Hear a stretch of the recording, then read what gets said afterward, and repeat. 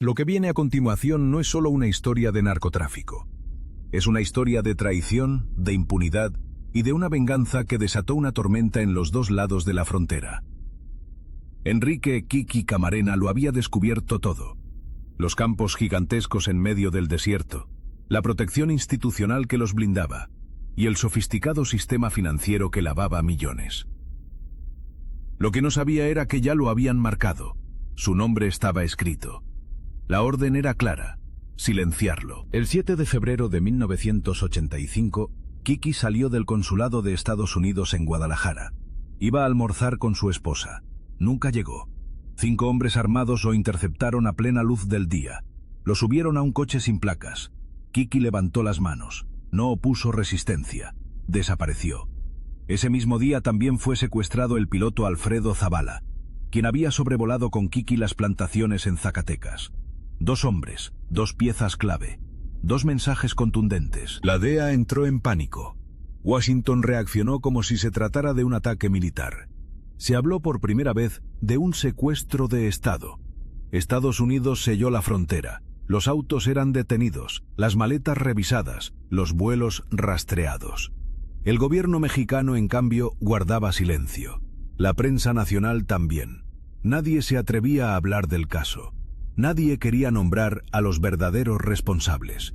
Pero en los archivos de la DEA, los nombres estaban escritos desde el primer día: Rafael Caro Quintero, Ernesto Fonseca Carrillo y Miguel Ángel Félix Gallardo. Los jefes del cártel de Guadalajara, los hombres que sabían que Kiki había llegado demasiado lejos. El asesinato de Camarena no fue solo un crimen. Fue una humillación directa al gobierno estadounidense. Un desafío, un golpe que dejó al descubierto lo que muchos ya sospechaban: que la guerra contra las drogas era una farsa y que las instituciones mexicanas estaban infiltradas desde adentro. Durante más de 30 horas, Kiki fue torturado brutalmente. No se trataba de castigo, se trataba de información. Querían saber qué sabía, con quién hablaba, qué había descubierto. Según versiones filtradas, la grabación del interrogatorio llegó a manos de altos mandos en Estados Unidos. Lo que escucharon no era ficción, eran nombres reales, conexiones reales, y eso lo cambiaba todo. Un mes después, sus cuerpos fueron encontrados en un rancho de Michoacán. Había señales claras de tortura: costillas rotas, el cráneo fracturado, golpes por todo el cuerpo. El mensaje era evidente. No era solo un asesinato, era una advertencia. El Congreso de Estados Unidos exigió represalias. La DEA activó todos sus recursos. Por primera vez en décadas, la relación entre México y Estados Unidos pendía de un hilo. Pero mientras las tensiones crecían, una división interna debilitaba aún más el esfuerzo. En el centro de todo estaba Ed Heath, el agregado de la DEA en la Ciudad de México, y James Kuykendall, jefe en Guadalajara. La relación entre ambos era insostenible. Para Kuykendall, Heath era un burócrata más preocupado por quedar bien con los funcionarios mexicanos que por desmantelar las redes criminales. Heath, por su parte, confiaba en la Procuraduría y en figuras como Manuel Ibarra, jefe de la Policía Judicial Federal. Pero los agentes de campo sabían que Ibarra no era aliado, era parte del sistema que protegía a los narcos. Años después, Ibarra sería juzgado en Estados Unidos por su participación en el caso Camarena. Tenían razón desde el principio. En ese contexto de desconfianza, Heath ordenó entregar toda la información recolectada sobre Caro Quintero: direcciones, nombres, teléfonos. Prometió enviar un equipo de federales confiables desde la capital. Se hospedaron en el Motel Las Américas. Lo que no sabían era que el dueño de ese motel era Félix Gallardo. El operativo fue un desastre. Todos los sospechosos habían desaparecido. La red había sido alertada. La información se había filtrado desde adentro. La traición ya no era una sospecha, era un hecho. Frustrados, los agentes comenzaron de nuevo. Camarena, Sears y Hernández reconstruyeron la red desde cero.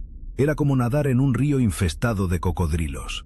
Uno por uno, los mejores agentes comenzaron a irse. Peter Hernández se fue a Bolivia. «Estoy harto de que nos humillen los federales mexicanos», dijo antes de marcharse. Butch Sears hizo lo mismo. «Allá al menos estamos en el mismo equipo». El nivel de descoordinación era alarmante. Ni siquiera pudieron acceder a los registros bancarios de Félix Gallardo, aunque sabían que allí estaba la clave. Gallardo era el cerebro financiero. No necesitaba campos ni jornaleros. Su negocio era otro: la cocaína. Los agentes descubrieron que Gallardo había adquirido participación en un banco en Guadalajara para lavar dinero. Cada mes, desde una sola cuenta, se movían 20 millones de dólares al extranjero. La DEA interceptó cheques de caja en San Diego, que luego aparecieron cobrados en la selva colombiana, en la frontera con Bolivia, incluso en Suiza. El dinero era el verdadero hilo conductor, y el encargado de mover esos fondos era Tomás Valenzuela Coral. Los rastros llevaban directamente a los proveedores de cocaína. A pesar de las pruebas, México se negó a compartir los registros bancarios. Todo intento fue bloqueado. La embajada callaba. Nadie quería elevar el tema. La impunidad era la norma, y sin embargo, estaban cerca. La red era global. Las cifras que movían eran monstruosas. Para 1985, los ingresos del narco mexicano por cocaína, marihuana y opio se estimaban entre 2.000 y 6.000 millones de dólares. Todo pasaba por los bancos.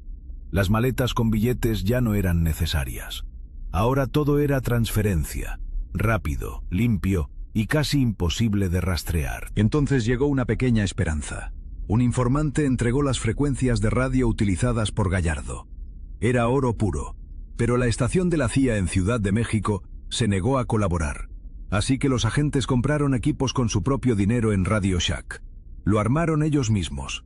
Un sistema casero para espiar al cártel más poderoso del país. Fue la gota final. Sears renunció y se fue. En su lugar quedó Roger Knapp. Poco después, una pista clave surgió. Un cargamento de cocaína iba a llegar a Guadalajara, y Gallardo estaría presente. Knapp pensó que al fin podrían atraparlo en plena operación. Pero como era de esperarse, Gallardo nunca apareció. El cargamento tampoco. Nada cambió. En Estados Unidos nadie sabía quién era Félix Gallardo. Nadie hablaba de sus finanzas, ni de las plantaciones de Caro Quintero. Mientras tanto, el gobierno de Reagan celebraba los éxitos del programa de erradicación en México. Pero la verdad estaba en el aire. Camarena y su equipo habían descubierto plantaciones de cientos de hectáreas. Informaron a los federales. Recibieron un informe con fotos de supuesta destrucción. La realidad era otra. Informantes aseguraron que la marihuana fue cosechada con ayuda del ejército. No se destruía nada, se empacaba y se vendía. La guerra contra el narco era una puesta en escena, un show. La situación se deterioró. Para enero de 1984, las incautaciones de marihuana en la frontera sur de Estados Unidos se habían multiplicado por 5. El cártel de Guadalajara había sobrevivido a la Operación Cóndor. Ahora era más fuerte, con más rutas, más dinero, más protección, y la frontera seguía abierta. La verdad era incómoda. Los herbicidas se tiraban en zonas vacías. Los helicópteros no funcionaban. No había una guerra real, solo simulación. Ed Heath finalmente propuso supervisión directa de la DEA en los vuelos de erradicación. Nació la Operación Vanguardia, parecida a la Operación Milagro de Kiki, pero con una gran diferencia. Los aviones eran mexicanos, los pilotos también. La DEA solo iba como pasajero, sin control, sin poder. Los vuelos comenzaron en noviembre de 1984. Lo que vieron desde el aire no dejó dudas. Plantaciones gigantes, marihuana, amapola. Lo peor apenas comenzaba. En otoño estalló una guerra abierta en las calles de Guadalajara. Balaceras en avenidas, cafés, restaurantes, policías asesinados. La conclusión era clara. El gobierno mexicano había perdido el control, o ya no quería tenerlo. El 10 de octubre de 1984, la tensión en Guadalajara llegó a su límite. Un auto estacionado fue baleado en plena calle.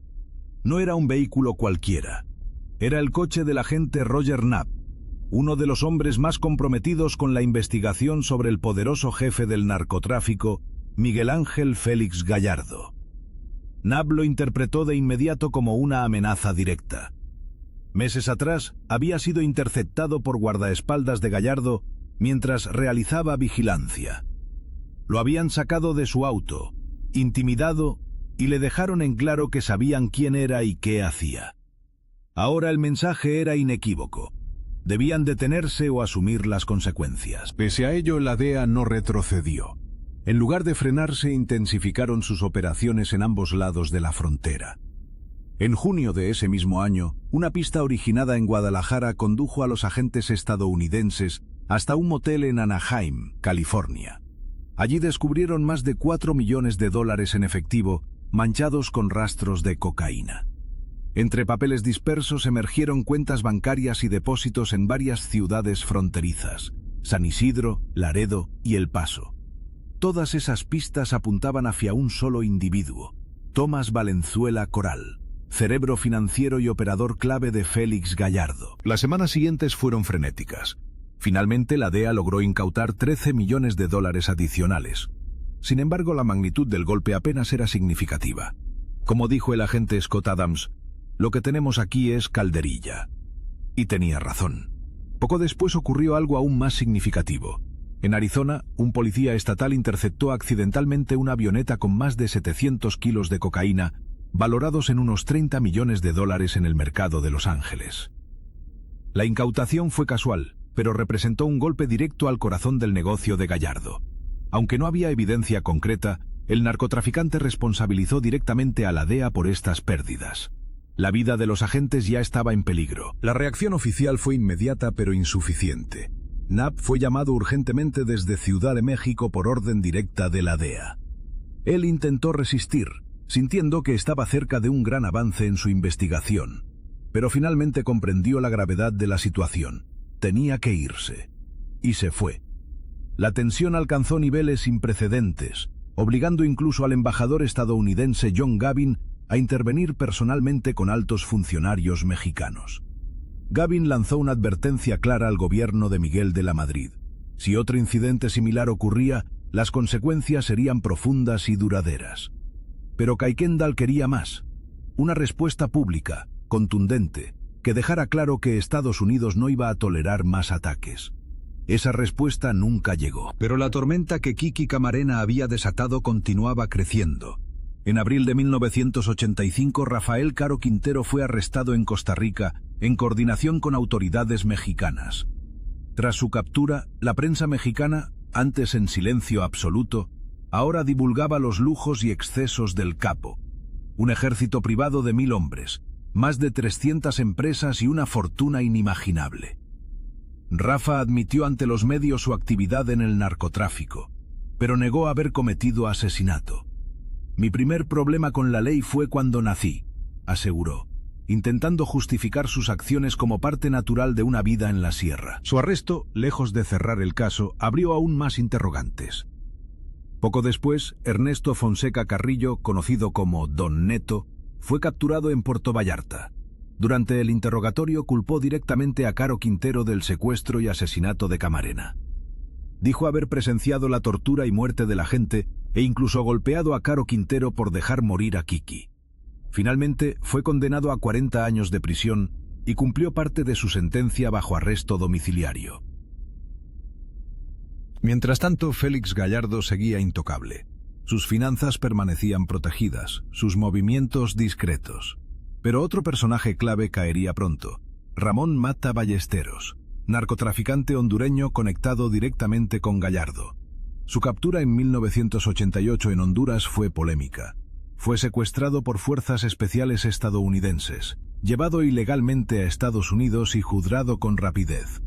Su caso marcó jurisprudencia, legitimando futuras capturas extrajudiciales. Pero lo más inquietante fueron los rumores. Se decía que Mata había colaborado con la FIA en operaciones encubiertas, y su captura era solo un acto final para silenciarlo cuando ya no era útil. En este contexto oscuro surgió una versión aún más inquietante: la posible implicación directa de la CIA en la muerte de Camarena. Investigadores sostuvieron durante años que Kiki descubrió una operación clandestina de la CIA en México, donde narcotraficantes financiaban a los contras nicaragüenses. Según esa teoría, la DEA y la CIA eran rivales en territorio mexicano, y Kiki había pagado con su vida el haber visto demasiado. Félix Rodríguez, agente veterano de la FIA, apodado Félix el Gato, fue señalado por informantes presentes durante la tortura de Camarena como partícipe directo. Este personaje ya había estado involucrado en operaciones encubiertas en América Latina, incluida la ejecución del Che Guevara. Las piezas encajaban peligrosamente. Si esta versión era cierta, la muerte de Kiki Camarena no solo revelaba corrupción en México, sino complicidad al más alto nivel en Estados Unidos. La crisis diplomática que provocó el caso Camarena obligó al gobierno mexicano a disolver la Policía Judicial Federal, señalada como profundamente corrupta. Pero esa reforma no fue suficiente. Para Estados Unidos, México nunca ofreció justicia plena. Los responsables directos del asesinato fueron castigados parcialmente o escaparon durante décadas. Félix Gallardo jamás pronunció palabra alguna sobre el crimen. El mensaje era claro. En México, la impunidad era más poderosa que cualquier castigo. El golpe al cártel de Guadalajara marcó el final de una era, pero no trajo paz ni estabilidad.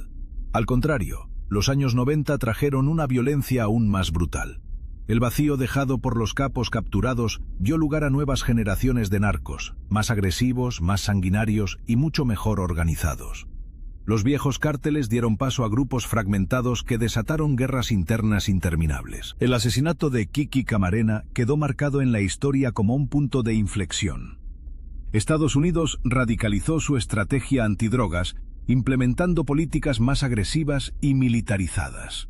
Pero en México, la lección no aprendida fue que atacar al narcotráfico sin enfrentar la corrupción institucional solo multiplicaba la violencia. Décadas después, Caro Quintero sería liberado en 2013 debido a supuestas irregularidades judiciales, generando indignación internacional. Finalmente recapturado en 2022, su captura volvió a poner en evidencia la fragilidad del sistema judicial mexicano. La historia que comenzó con Camarena sigue abierta hoy. Las rutas, los nombres y las técnicas cambiaron, pero el negocio sigue vivo. La verdadera guerra nunca fue solo contra las drogas, sino contra la corrupción que las permite.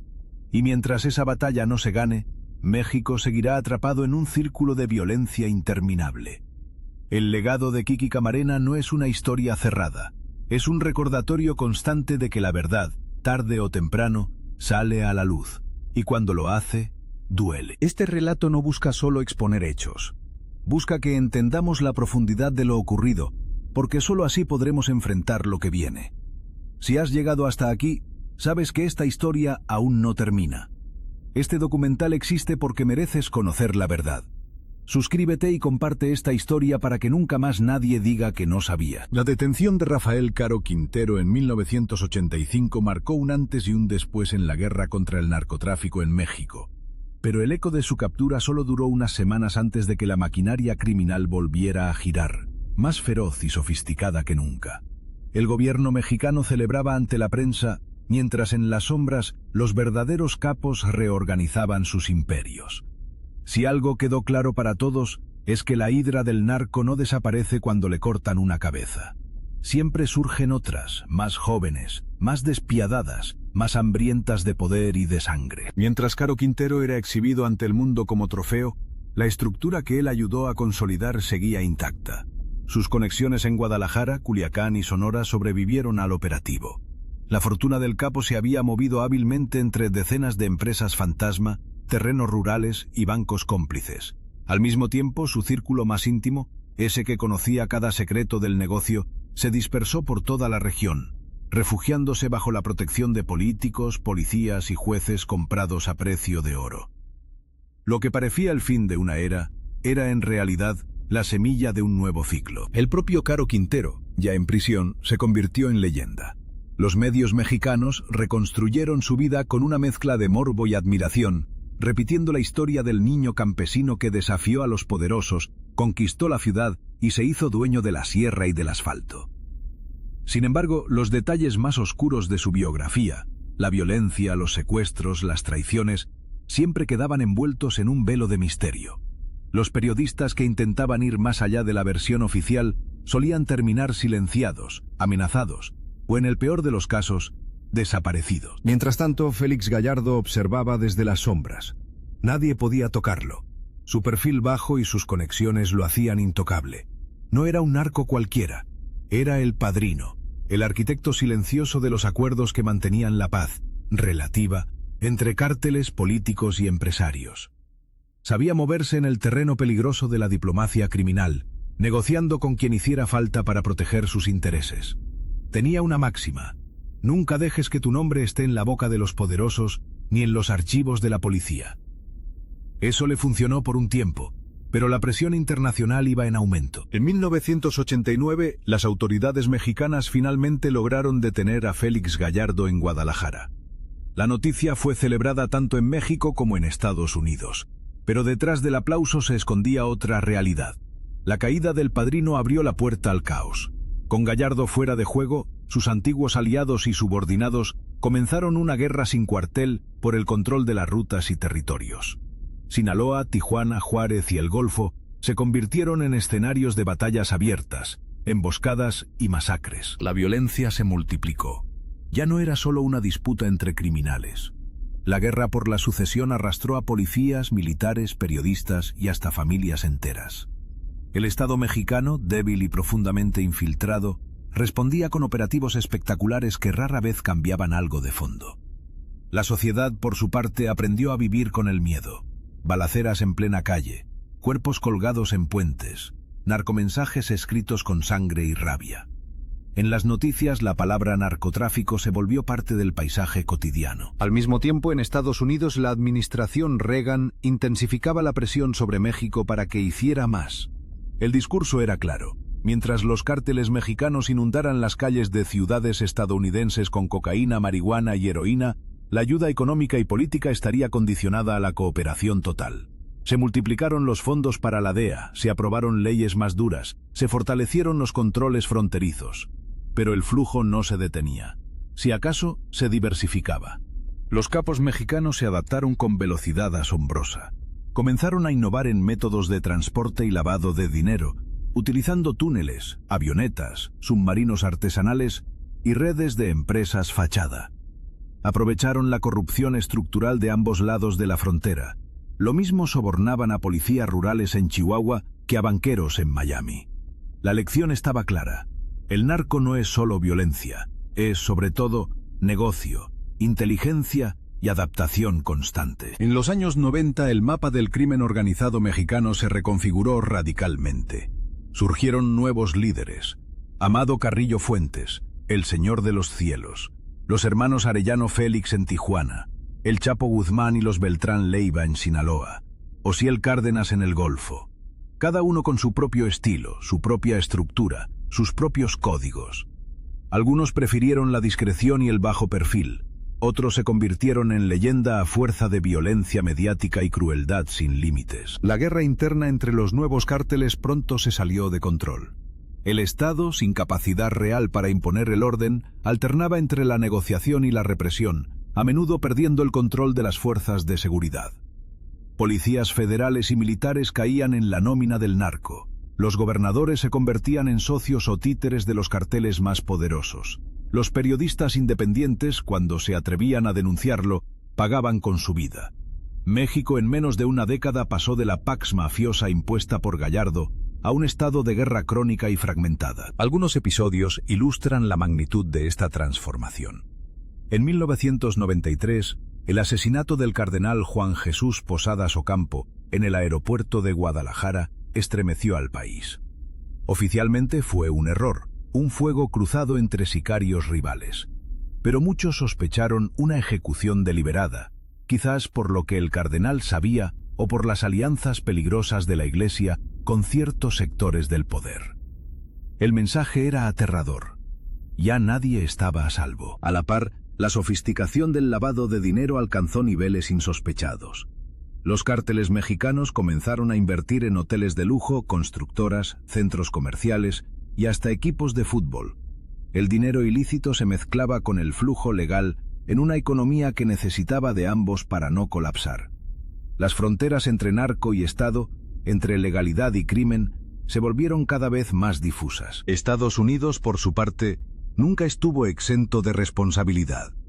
Mientras condenaba públicamente la corrupción mexicana, sus bancos y empresas aceptaban miles de millones de dólares lavados.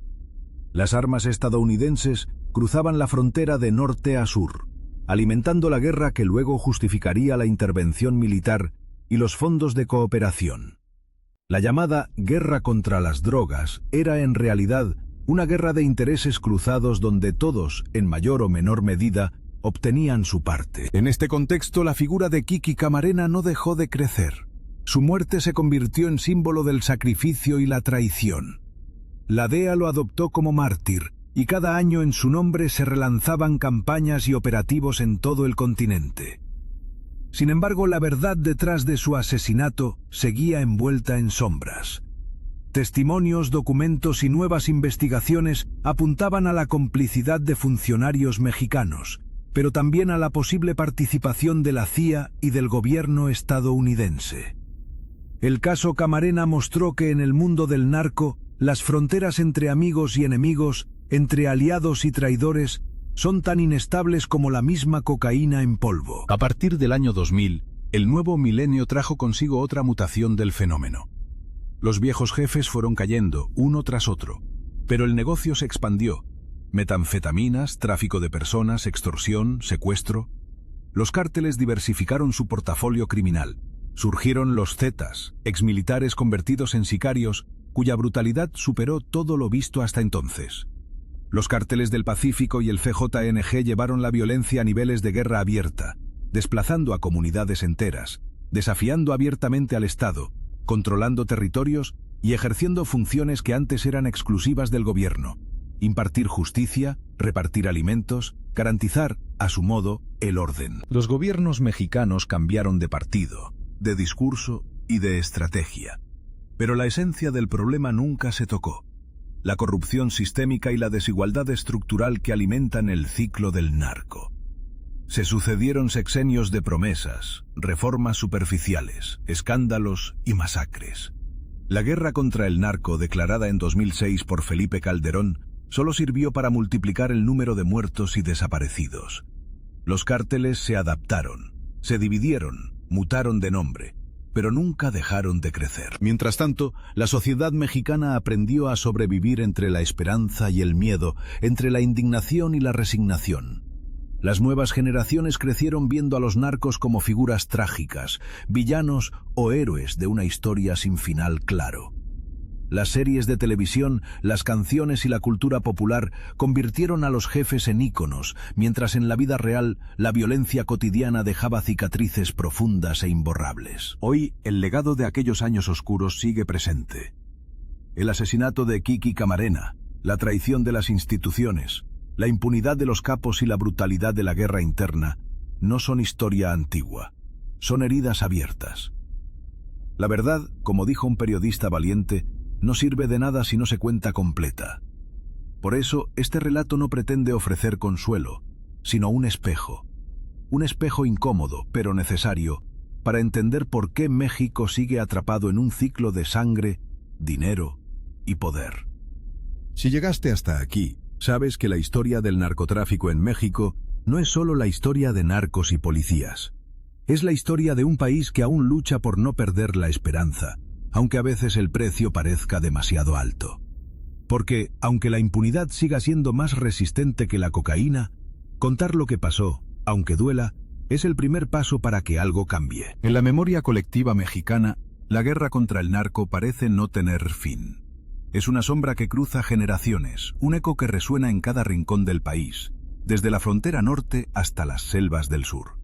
El narcotráfico, más que un problema policial, es un fenómeno social, político y cultural que ha marcado la vida de millones de personas. Cada década trae nuevos rostros, nuevas tácticas, pero el fondo de la historia es el mismo: un Estado fragmentado, instituciones débiles y una sociedad que sobrevive a pesar del miedo y la violencia. A partir de la década de los 2010, el panorama del narco en México dio otro giro. La captura de figuras legendarias como Joaquín "El Chapo" Guzmán no detuvo el flujo de drogas, armas ni dinero. Al contrario, abrió nuevas guerras entre facciones que buscaban llenar el vacío de poder. Los hijos del Chapo, conocidos como los Chapitos, asumieron roles protagónicos, disputando territorios con antiguos aliados y nuevos enemigos. El cártel de Sinaloa, lejos de desmoronarse, demostró una capacidad brutal de reorganización, creando células independientes y alianzas estratégicas con otros grupos. Paralelamente, el cártel Jalisco Nueva Generación, CJNG, emergió como la mayor amenaza, utilizando tácticas de guerra y terror nunca antes vistas en el país. Su líder, Nemesio Oseguera Cervantes, alias El Mencho, se convirtió en el hombre más buscado de México y uno de los criminales más peligrosos del mundo. Bajo su mando, el CJNG desafió abiertamente al Estado, enfrentando al ejército con drones explosivos, emboscadas a fuerzas federales y mensajes públicos que mezclaban arrogancia y desafío. En muchas regiones los habitantes aprendieron a temer más al cártel que a las propias autoridades. Los enfrentamientos armados se hicieron cotidianos. El control del territorio ya no se basaba solo en el soborno, sino en la fuerza bruta y la intimidación.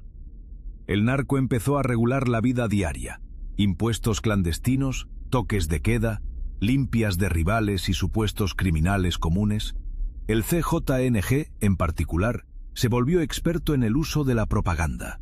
Vídeos de ejecuciones, desfiles de camionetas blindadas y mensajes en redes sociales diseñados para sembrar miedo, pero también para presentarse como una especie de autoridad paralela. Frente a esta nueva realidad, la respuesta oficial osciló entre la negación y el endurecimiento de las políticas de seguridad. Presidentes de distintos partidos prometieron el fin de la violencia, pero los operativos espectaculares rara vez lograron algo más que capturas mediáticas y desplazamientos temporales de los centros de poder. En los hechos, el territorio seguía fragmentándose. Algunas zonas urbanas, como Tijuana o Reynosa, se convirtieron en campos de batalla donde la población civil quedaba atrapada entre fuego cruzado, extorsiones y secuestros. La impunidad, ya endémica, alcanzó niveles obscenos. De cada 100 crímenes, menos de 10 eran investigados y apenas uno se resolvía judicialmente. Las fosas clandestinas se multiplicaron, los desaparecidos superaron los 100.000, y el dolor se volvió rutina para miles de familias que buscaban a sus seres queridos entre papeles, morgues y promesas rotas. Colectivos de madres rastreadoras, periodistas y activistas llenaron el vacío dejado por el Estado, documentando el horror con una valentía que muchas veces les costó la vida. El periodismo en México se convirtió en una profesión de alto riesgo. Quienes se atrevían a investigar las redes del narco, la corrupción política y las complicidades empresariales sabían que sus nombres podían aparecer en una lista de objetivos. El país pasó a encabezar rankings mundiales de asesinatos a periodistas, superando a países en guerra abierta. El silencio se impuso en muchas redacciones, mientras en otras se optó por la autocensura para sobrevivir. Aún así, hubo voces que no callaron, que siguieron contando historias incómodas, sacando a la luz documentos, audios, testimonios. Pero la violencia del narco no solo se mide en balas y secuestros. También se filtra en la vida cotidiana, en la música, los memes, los corridos tumbados, los discursos políticos y hasta en la moda. Jóvenes de barrios populares aspiran a emular el estilo de los sicarios. Ropa de marca, camionetas, lujos breves y una vida corta pero intensa. Las redes sociales amplifican la cultura del narco, generando una fascinación peligrosa que a menudo oculta la brutalidad real detrás de la leyenda. En este contexto, la figura de la DEA y el papel de Estados Unidos siguieron siendo fundamentales, aunque no exentos de contradicciones. Por un lado, el país del norte exigía resultados inmediatos, cooperación absoluta y mano dura. Por el otro, su propio consumo de drogas alimentaba el negocio mientras el flujo de armas y dinero ilegal desde su territorio seguía sin freno. Washington multiplicó la presión diplomática, condicionando ayudas y acuerdos a la eficacia de la guerra mexicana contra las drogas, pero rara vez se responsabilizó por el lado estadounidense de la ecuación. Las investigaciones internacionales dejaron claro que el narco es un fenómeno transnacional. Rutas marítimas, aéreas y terrestres conectan América del Sur, Centroamérica, México y Estados Unidos en una red tan densa como invisible. Los cárteles mexicanos aprendieron a negociar directamente con proveedores sudamericanos, saltándose intermediarios colombianos, diversificando productos y controlando el tráfico de migrantes, la trata de personas y hasta el comercio ilegal de madera y minerales.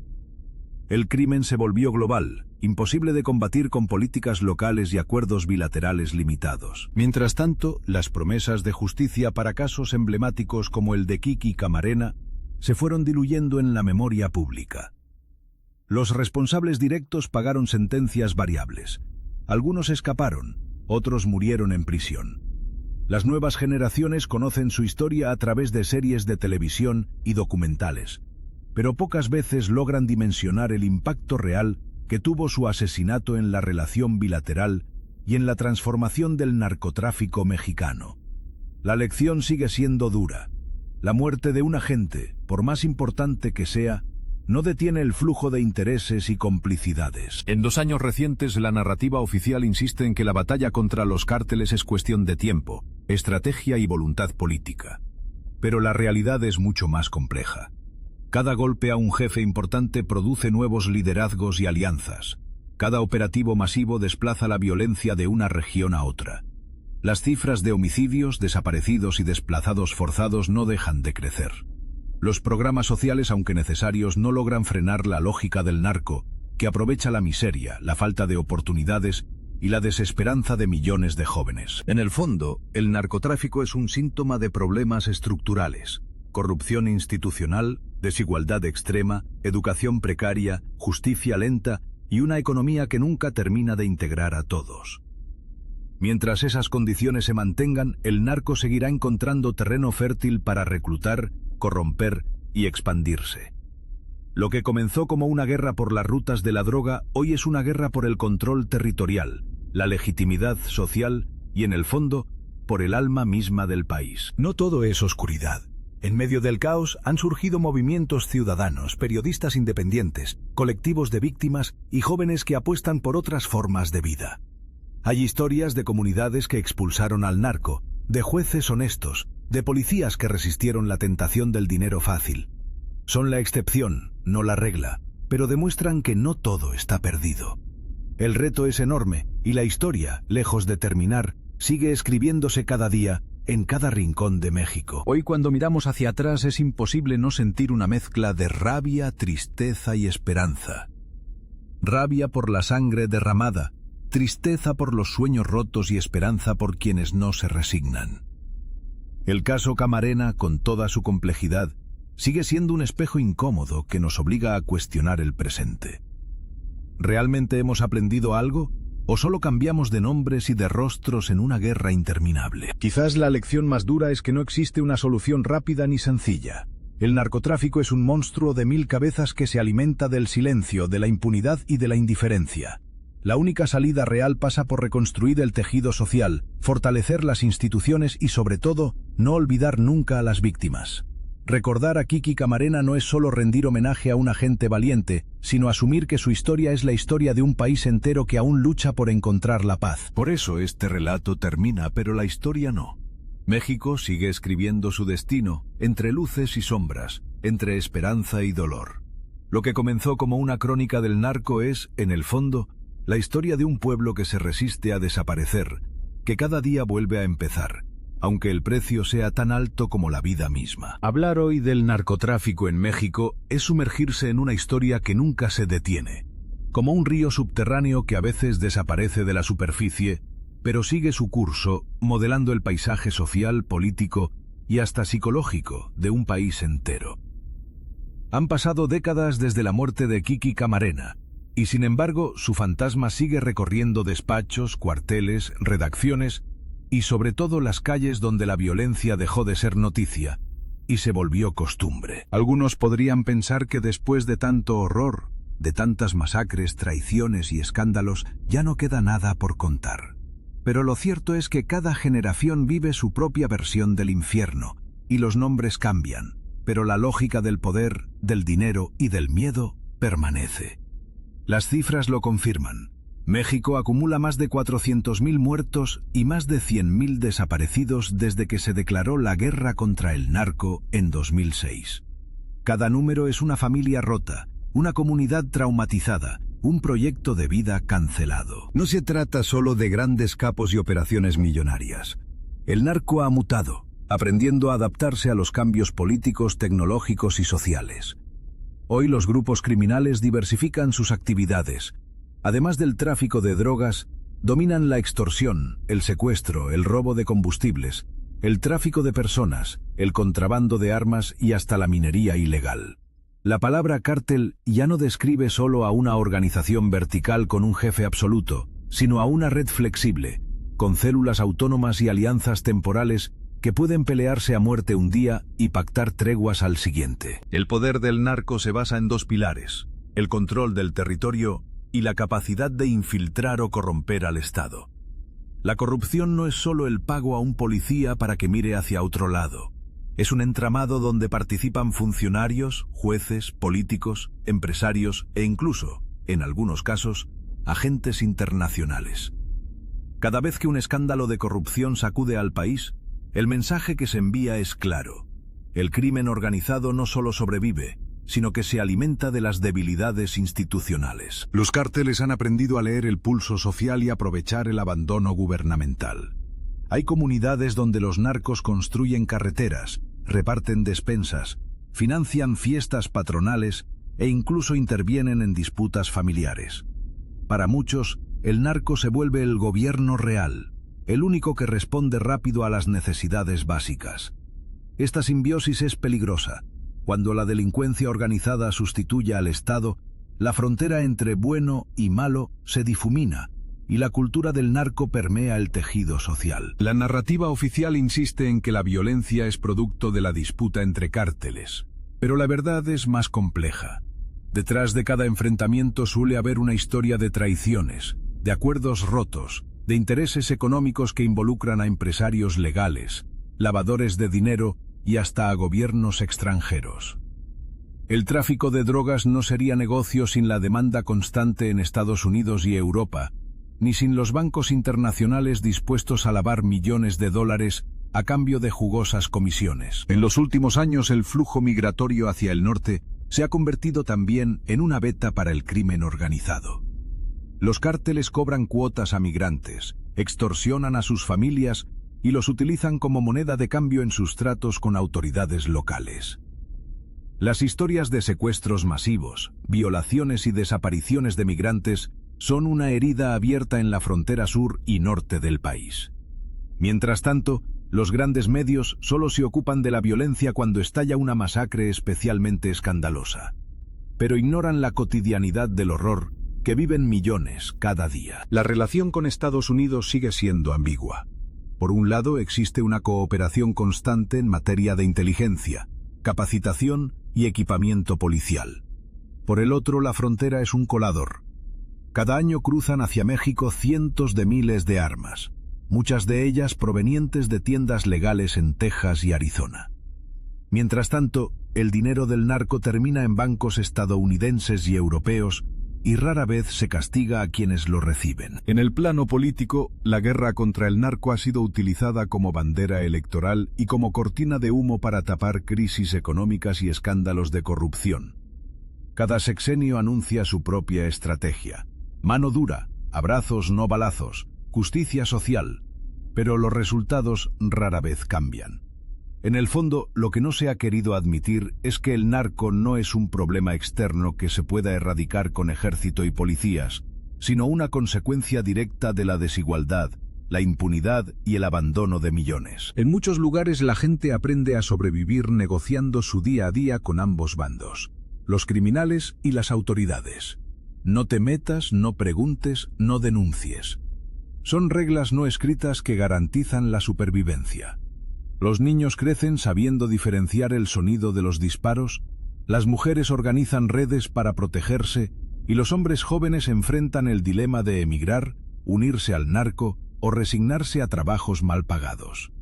Las heridas emocionales, aunque invisibles, son tan profundas como las físicas. El periodismo independiente, pese a los riesgos, ha seguido documentando la realidad. Gracias a su labor se han destapado redes de trata, fosas clandestinas y complicidades internacionales. Sin embargo, el costo es altísimo. México es uno de los países más peligrosos del mundo para ejercer el periodismo, solo superado por zonas de guerra como Siria o Afganistán. Muchos reporteros han sido asesinados por investigar a alcaldes, empresarios o a cárteles locales, y la mayoría de los casos quedan en la impunidad total. La cultura del narco, lejos de retroceder, se ha vuelto parte de la identidad nacional en algunas regiones. Los corridos, las series y la moda glorifican a los capos, transformando criminales en leyendas. El dinero fácil y la fama instantánea atraen a jóvenes que ven en el narco una vía rápida de ascenso social, aunque sepan que la vida promedio de un sicario rara vez llega a los 30 años. Para otros, la realidad es menos glamorosa. Trabajar para el narco significa jornadas interminables, lealtad forzada y una muerte casi segura. Pero sería injusto afirmar que todo está perdido. En medio del horror, miles de mexicanos resisten. Hay comunidades que se han organizado para expulsar a los criminales, policías honestos que se niegan a ser comprados, jueces que dictan sentencias ejemplares y periodistas que arriesgan su vida para informar. Colectivos de madres buscadoras, padres y hermanos recorren el país con palas y fotografías, escarbando la tierra en busca de huesos y respuestas. Su tenacidad ha logrado lo que el Estado no pudo: recuperar la dignidad y poner rostro a los desaparecidos. La historia reciente del narco también ha mostrado el surgimiento de nuevas formas de criminalidad. El uso de tecnología avanzada, desde drones hasta criptomonedas, ha hecho más difícil rastrear y combatir las operaciones de los cárteles. El CJNG, por ejemplo, utiliza equipos de comunicación encriptada, vehículos blindados y armas de grado militar. Algunos grupos han incursionado en el cibercrimen, el espionaje y la manipulación mediática, extendiendo su influencia más allá de las fronteras físicas. La respuesta oficial ante esta nueva ola de violencia ha sido en muchos casos insuficiente o contradictoria. El despliegue militar, aunque necesario en ciertas regiones, suele provocar más violaciones a los derechos humanos y desplaza la violencia a otras zonas. Los programas sociales, aunque bien intencionados, no llegan a todos los rincones ni resuelven las causas de fondo. Los acuerdos bilaterales con Estados Unidos se ven limitados por la desconfianza mutua y los intereses políticos cambiantes. Mientras tanto, las víctimas exigen justicia, verdad y reparación. Muchos no buscan venganza, solo quieren saber dónde están sus seres queridos y que algún día los responsables paguen. Las marchas de madres buscadoras, los altares improvisados y las redes de apoyo han creado una nueva conciencia social que resiste al olvido. Cada nombre recuperado, cada cuerpo identificado, es una pequeña victoria contra la lógica del miedo. El futuro del narcotráfico en México sigue siendo incierto. La dinámica de poder entre cárteles puede cambiar en cuestión de meses. Nuevos líderes surgen de la nada. Viejos capos recuperan influencia desde la cárcel. Y la economía global del crimen nunca se detiene. Sin embargo, hay signos de esperanza. Iniciativas de prevención en comunidades rurales, redes ciudadanas de denuncia, plataformas digitales para documentar abusos y movimientos juveniles que rechazan la cultura de la violencia. El caso Camarena, que dio origen a esta serie, permanece como un recordatorio incómodo de todo lo que falta por hacer. Su muerte puso en evidencia no solo la brutalidad de los carteles, sino la complicidad de funcionarios y el peligro de olvidar la historia. Hoy recordar a Kiki Camarena es también un acto de resistencia, negarse a aceptar que la violencia es el destino inevitable de México. En última instancia, el narcotráfico no es solo un tema de balas, drogas o dinero. Es la historia de un país que aún busca reconciliarse consigo mismo, curar sus heridas y reconstruir el sentido de comunidad. El reto es monumental, pero la resistencia de la sociedad mexicana demuestra que, pese a todo, la esperanza sigue viva. Este relato no tiene un final feliz ni respuestas simples, pero sí una invitación. Mirar de frente la realidad, aprender del pasado y no olvidar a quienes han luchado y siguen luchando por un México más justo, más libre y más digno. Porque la verdadera victoria no será el día que caiga el último capo, sino cuando nadie tenga que elegir entre el miedo y la vida. Desde los albores del narcotráfico en México hasta la compleja realidad actual, la historia es un entramado de eventos, personajes y decisiones que moldearon un país dividido entre la violencia, la corrupción y la esperanza. No se puede comprender la magnitud del problema sin adentrarse en las raíces profundas que lo sostienen: la desigualdad social, la impunidad estructural y la relación ambivalente con un vecino al norte que demanda drogas y envía armas, pero pocas veces asume responsabilidades plenas. La década de los 80 fue testigo de un crecimiento exponencial de los carteles, impulsado por la demanda estadounidense y facilitado por las redes financieras que comenzaron a tejer los capos más astutos. La muerte de Kiki Camarena, más que un hecho aislado, simbolizó la confrontación directa entre dos mundos, el de las instituciones que pretendían combatir el narcotráfico y el de un sistema corrupto que lo alimentaba. El asesinato del agente estadounidense sacudió la relación bilateral y evidenció las grietas en el aparato de justicia mexicano. Pero la violencia no se detuvo ahí. El arresto de figuras como Rafael Caro Quintero y Don Neto representó un golpe mediático, pero la verdadera estructura criminal continuó operando con mayor sofisticación y violencia. La fractura del cártel de Guadalajara dio origen a nuevas organizaciones que no solo expandieron el negocio de la droga, sino que diversificaron sus actividades ilícitas y elevaron la brutalidad a niveles nunca antes vistos. Los años 90 trajeron consigo la consolidación de cárteles regionales con identidades propias, estrategias comerciales y políticas internas complejas. El cártel de Sinaloa, con su red de distribución global, y los hermanos Arellano Félix en Tijuana, entre otros, construyeron imperios basados en alianzas, traiciones y guerras abiertas. La violencia se trasladó a las calles, los cuerpos aparecían en fosas clandestinas y la sociedad mexicana comenzó a vivir bajo la constante amenaza del narcotráfico. Con la llegada del nuevo milenio, el fenómeno cambió de forma, no de fondo. La guerra declarada por Felipe Calderón en 2006 marcó un punto de inflexión que no logró sus objetivos.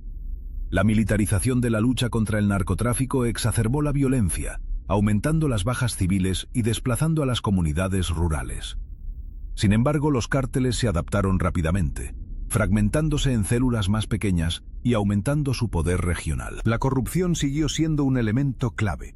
Las autoridades en muchos casos fueron infiltradas o cooptadas por los grupos criminales, dificultando la eficacia de las estrategias gubernamentales. La impunidad y la falta de acceso a la justicia para las víctimas se convirtieron en la norma, alimentando la desesperanza y el miedo entre la población. Los casos de desapariciones forzadas, ejecuciones extrajudiciales y torturas aumentaron, y la memoria colectiva se llenó de relatos de dolor y resistencia. En paralelo, la sociedad civil comenzó a organizarse. Movimientos de madres buscadoras, colectivos de derechos humanos y periodistas independientes tomaron la posta para denunciar, documentar y exigir justicia. Estas voces, a menudo silenciadas por amenazas y violencia, lograron mantener viva la llama de la verdad y la esperanza en medio del caos. La narrativa pública empezó a incluir no solo a los criminales, sino también a las víctimas y sobrevivientes, humanizando el conflicto y mostrando sus múltiples dimensiones. La cultura del narcotráfico también se infiltró en la vida cotidiana. Los corridos, las series de televisión, la moda y las redes sociales contribuyeron a construir mitos y leyendas alrededor de los capos, glamorizando un mundo que en realidad está marcado por la muerte y la desesperanza. Esta fascinación social ha generado debates profundos sobre la responsabilidad de los medios y el impacto cultural del narcotráfico. La cooperación internacional ha sido un elemento central en la lucha contra el narcotráfico, pero también una fuente de tensiones. Estados Unidos ha mantenido una política de presión sobre México, condicionando ayudas y exigencias a resultados visibles. Al mismo tiempo, la demanda interna estadounidense y la circulación de armas complican la ecuación, evidenciando que el problema no tiene fronteras y requiere soluciones integrales y compartidas. En las últimas décadas, la tecnología ha transformado las operaciones de los cárteles. Desde el uso de drones y comunicaciones encriptadas hasta criptomonedas para lavar dinero, las organizaciones criminales han demostrado una capacidad de innovación que las hace aún más difíciles de combatir. El narco ya no es solo un problema local o nacional, sino un actor global que influye en mercados, políticas y sociedades. El gobierno mexicano ha implementado diversas estrategias para enfrentar el problema, desde la creación de la Guardia Nacional hasta programas de prevención y desarrollo social. Sin embargo, la efectividad de estas medidas ha sido limitada debido a la magnitud del fenómeno, la persistencia de la corrupción y la complejidad social involucrada. Hoy la realidad es que el narcotráfico sigue siendo una amenaza fundamental para la estabilidad y el desarrollo de México. La violencia afecta a millones, las instituciones enfrentan enormes retos y la sociedad busca nuevas formas de resistencia y reconstrucción. La historia del narcotráfico es, en última instancia, la historia de un país que lucha por encontrar la paz, la justicia y la dignidad. Recordar la vida y muerte de Kiki Camarena es más que un acto de memoria. Es un llamado a no repetir los errores del pasado, a reconocer la complejidad del problema y a construir un futuro donde la violencia y la impunidad no sean el legado para las próximas generaciones. Es un recordatorio de que la verdadera victoria será cuando México pueda ofrecer a todos sus ciudadanos una vida segura, justa y libre de miedo. Este relato, basado en testimonios, documentos y análisis, busca aportar claridad y contexto a un fenómeno que ha marcado profundamente a México y América Latina. La lucha continúa, y cada historia contada es un paso hacia la verdad y la justicia. El narcotráfico en México es un fenómeno tan complejo como doloroso, un entramado de historias cruzadas que revela no solo la brutalidad de las organizaciones criminales, sino también las profundas fallas estructurales que han permeado al país durante décadas. La séptima parte de este relato profundiza en las raíces sociales, políticas y económicas que han permitido la perpetuación de este problema, y en cómo, pese a la adversidad, existen destellos de resistencia y esperanza. Desde los años 80, la estrategia oficial contra el narcotráfico se centró en la persecución y captura de los grandes capos, bajo la premisa de que desmantelar las cabezas de las organizaciones causaría su desintegración. Sin embargo, esta teoría mostró rápidamente sus límites. La captura de figuras emblemáticas como Rafael Caro Quintero, Don Neto o Félix Gallardo no frenó el crecimiento del narcotráfico. Al contrario, fragmentó los imperios en grupos más pequeños y violentos, con estructuras menos jerarquizadas pero más ágiles y peligrosas. Esta fragmentación también trajo consigo un aumento exponencial de la violencia. El control territorial, antes monopolizado por unos pocos, se convirtió en motivo de disputa constante, con enfrentamientos abiertos en ciudades y regiones que a menudo involucraban no solo a grupos criminales, sino también a autoridades locales y federales. Esta guerra interna fue un factor clave para que la violencia se volviera parte de la vida cotidiana para millones de mexicanos. Paralelamente, el narcotráfico fue profundizando su penetración en la sociedad y las instituciones. La corrupción, entendida como la cooptación y el soborno de funcionarios, policías, jueces y políticos, dejó de ser un fenómeno aislado para convertirse en un sistema que protegía y facilitaba las operaciones criminales. En muchos casos, las redes de corrupción alcanzaban niveles internacionales, con implicaciones en otros países de la región y en la propia Estados Unidos. El aspecto económico también es fundamental para comprender la magnitud del problema. El narcotráfico genera miles de millones de dólares anualmente, y ese flujo de dinero tiene un impacto directo en la economía formal e informal. Desde la inversión en empresas fachada hasta el lavado de dinero en sectores como la construcción, la agricultura y el comercio, el narcotráfico se ha convertido en un actor económico que influye en mercados y en decisiones políticas. No obstante, la sociedad mexicana no ha sido un espectador pasivo. La resistencia ciudadana se ha manifestado de múltiples formas, desde la creación de colectivos de búsqueda de desaparecidos hasta movimientos sociales que exigen transparencia y justicia. Periodistas y activistas han jugado un papel crucial en visibilizar el sufrimiento de las víctimas y denunciar las complicidades. Su trabajo ha sido fundamental para construir memoria y promover cambios, aunque a un costo muy alto. La cultura popular también ha reflejado esta realidad.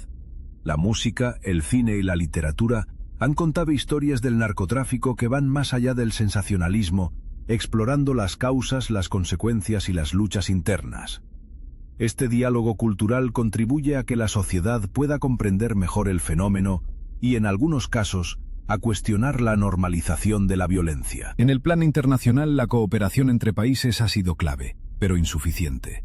Los tratados operativos y convenios han tenido éxito parcial, y la lucha contra el narcotráfico requiere un enfoque más integral que considere factores sociales, económicos y políticos. La demanda de drogas en países consumidores, la circulación de armas y la corrupción transnacional son retos que necesitan atención coordinada y permanente. El uso de la tecnología por parte de los cárteles ha evolucionado rápidamente.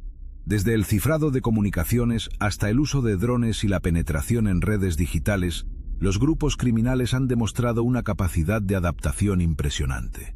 Esto ha obligado a las autoridades a innovar en sus métodos de investigación y combate, pero también ha complicado la tarea de desmantelar las organizaciones. A nivel local, las comunidades afectadas por la violencia han desarrollado estrategias propias para sobrevivir.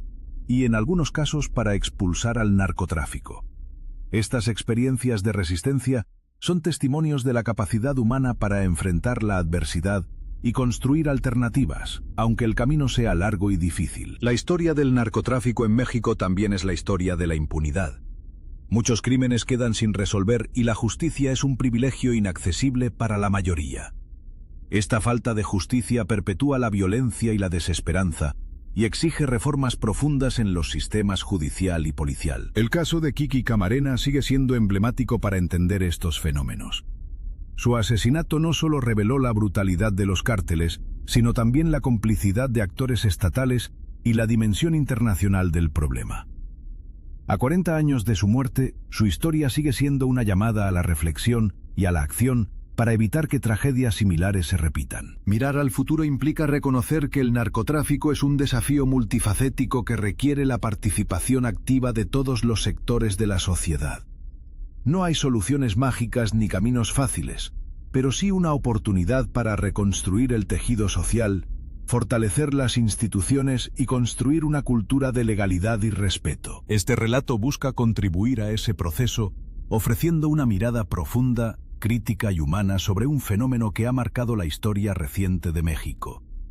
La esperanza está en la memoria, en la verdad y en la voluntad colectiva de transformar una realidad que ha causado demasiado sufrimiento. A lo largo de las décadas, la lucha contra el narcotráfico en México ha sido una historia marcada por contradicciones profundas y desafíos persistentes. Mientras el país buscaba erradicar la violencia y el crimen organizado, se enfrentaba a una realidad compleja donde la corrupción, la impunidad y la desigualdad estructural actuaban como obstáculos casi insuperables. La muerte de Enrique Kiki Camarena no fue un evento aislado, sino el símbolo de una batalla mucho más grande y compleja. Su asesinato expuso las grietas dentro de las instituciones mexicanas y reveló la profundidad de la infiltración del narcotráfico en las esferas del poder. La DEA, que por años había trabajado con relativa discreción, vio cómo sus operaciones se convertían en un punto de conflicto diplomático y político entre México y Estados Unidos. A pesar de los esfuerzos internacionales y las múltiples estrategias implementadas, la realidad mostraba que el narcotráfico se había convertido en un fenómeno profundamente arraigado en la sociedad mexicana. La guerra contra las drogas, declarada formalmente por el gobierno mexicano en la década de los 2000, no logró los resultados esperados. La militarización de la lucha contra el crimen organizado trajo consigo un aumento significativo en la violencia y las violaciones a los derechos humanos, sin que se lograra una reducción sustancial en la producción o tráfico de drogas. Los cárteles mexicanos, lejos de desaparecer, evolucionaron. Pasaron de ser organizaciones verticales con un mando central a redes fragmentadas y territoriales más difíciles de controlar. Esta fragmentación generó una violencia sin precedentes con batallas sangrientas por el control de las rutas y territorios, afectando no solo a los miembros de estas organizaciones, sino también a la población civil, que se vio atrapada en medio del conflicto. La corrupción continuó siendo un cáncer que debilitaba el sistema. Desde policías locales hasta altos funcionarios, muchas autoridades fueron cómplices o fueron cooptadas por el narcotráfico. Esta complicidad permitió que muchas operaciones criminales se realizaran con impunidad y que la justicia fuera una ilusión para las víctimas y sus familias. En medio de esta realidad, la sociedad civil empezó a jugar un papel cada vez más activo. Grupos de búsqueda de desaparecidos, organizaciones de defensa de derechos humanos y periodistas valientes comenzaron a denunciar la violencia y la corrupción. A pesar del riesgo constante, lograron visibilizar historias que el Estado no quería contar y mantener viva la memoria de las víctimas. La cultura popular reflejó esta realidad compleja. Las series, películas y la música popular han retratado la vida dentro del narcotráfico, mostrando no solo la violencia, sino también las motivaciones, miedos y contradicciones de quienes forman parte de este mundo. Estas representaciones han influido en la percepción social, creando tanto un rechazo como una fascinación por el tema. En el plano internacional, la relación entre México y Estados Unidos ha sido fundamental, pero también contradictoria. Mientras ambos países colaboran en materia de seguridad, la demanda estadounidense de drogas y la circulación de armas desde su territorio complican la lucha conjunta. La política antidrogas ha requerido un enfoque más integral que incluya prevención, desarrollo social y justicia. Los avances tecnológicos han cambiado la dinámica del narcotráfico. El uso de comunicaciones encriptadas, drones y nuevas formas de lavado de dinero han dificultado la labor de las autoridades. Los carteles se han adaptado rápidamente a estos cambios, manteniendo su capacidad operativa y expansión. Los programas gubernamentales para combatir el narcotráfico han tenido resultados mixtos. Si bien se han logrado capturas importantes, la violencia no disminuye y la percepción de inseguridad continúa siendo alta. La falta de acceso a la justicia y la impunidad persisten como grandes desafíos. Las víctimas y sus familias siguen demandando verdad, justicia y reparación. A través de marchas, protestas y colectivos de búsqueda, mantienen viva la lucha contra el olvido y la indiferencia. Su resistencia es un testimonio de la dignidad humana frente a la adversidad. El futuro del narcotráfico en México dependerá en gran medida de la capacidad del país para fortalecer sus instituciones, combatir la corrupción y atender las causas sociales que alimentan este fenómeno.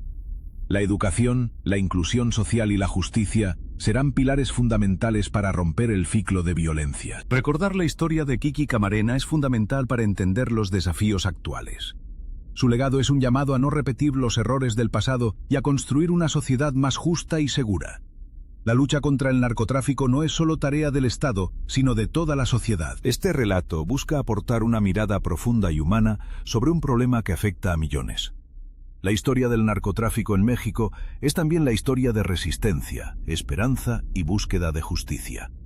Cada paso hacia la verdad es un paso hacia un futuro mejor.